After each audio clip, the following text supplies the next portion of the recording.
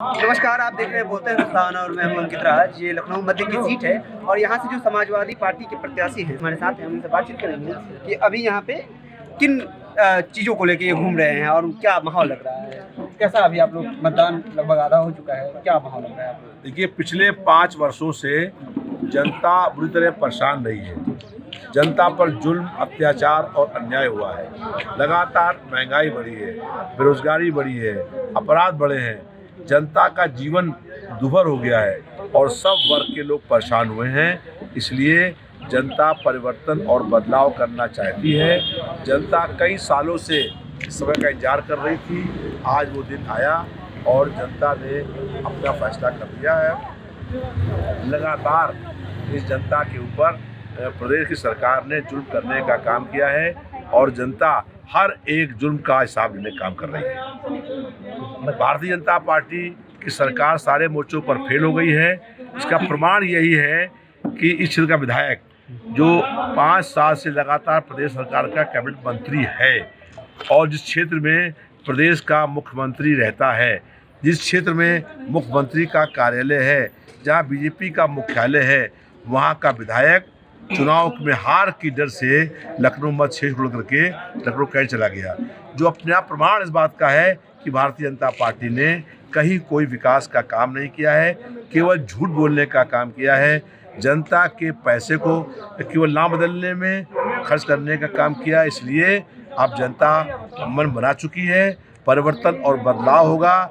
10 मार्च को प्रदेश में इंकलाब होगा और अखिलेश यादव जी बहुत बड़े बहुमत के साथ जो है प्रदेश के मुख्यमंत्री बनने जा रहे हैं और हम लोगों के जनता ने फैसला जो बना लिया है, उसका परिणाम 10 मार्च को आपको देखने को मिलेगा। अभी कई लोगों के नाम नहीं है वोटर लिस्ट में, इस पर क्या कहना चाहेंगे? जो लोग आ रहे हैं कह रहे हैं। देखिए, प्रशासन जो है उसने लगातार जो है धांधली करने का काम किया है।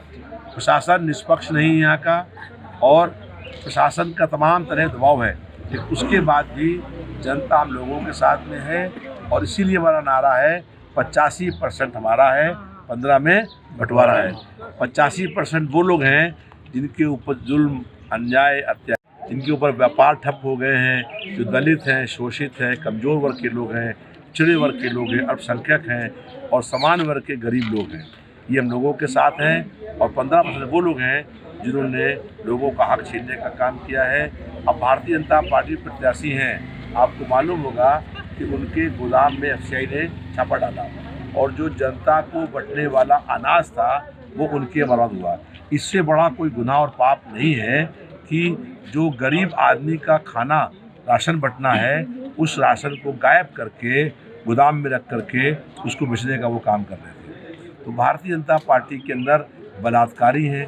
भाजपा के नेता जो है से ले करके और केंद्रीय गृह मंत्री चिदंबरम तक बलात्कार करने का काम कर रहे थे।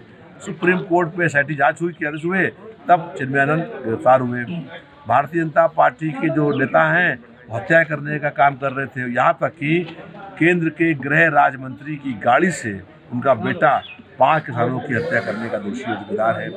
ऐसे ही ये बलात्कारियों की, हत्यारों की, जब कोरोना काल चल रहा था तो हम तमाम लोग जो है विजय सिंह यादव जी हैं और तमाम साथी हैं, हम लोगों की हेल्प करने का काम कर रहे थे। आपको याद होगा कि उस समय ऑक्सीजन 500 रुपये का बिक रहा था, 25,000 रुपये का। कौन बेच रहा था? एक भी आदमी गिरफ्तार नहीं हुआ।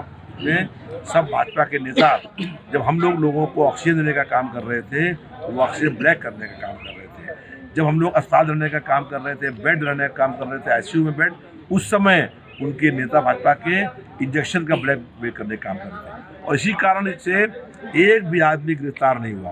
पूरा प्रदेश जानता है कि 500 रुपये का सिलेंडर बिका 25,000 रुपये का। आप भी जानते हैं 700 रुपये का इंजेक्शन बिका 30,000 रुपये का। ऑक्सीजन 500 रुपये की बिकी 25,000 रुपये की। तो कौन ब्लैक कर रहा था? ये सब ब्लैक करने का काम भाजपा के लोग कर रहे थे। जब जनता की जाने जा रही थी उस समय ये लोग लूटने का काम कर रहे थे। तो आज जनता हर एक उस जुर्म का सहारा लेने काम करेगी और परिवर्तन और बदलाव होना तय हो गया है। सड़कों पर जो लोग आज निकले हैं, तमाम लोगों के नाम काटे गए हैं, तमाम साजिश करने का काम किया है, लेकिन उसके बावजूद भी भारतीय जनता पार्टी यहाँ बहुत करारी उसकी हार होने जा रही है और पूरे प्रदेश में यही हम समझते हाल है। लोगों का मन बन गया है। अखिलेश यादव जी बहुत बड़े बहुमत के साथ 10 मार्च को प्रदेश के मुख्यमंत्री होने जा रहे हैं।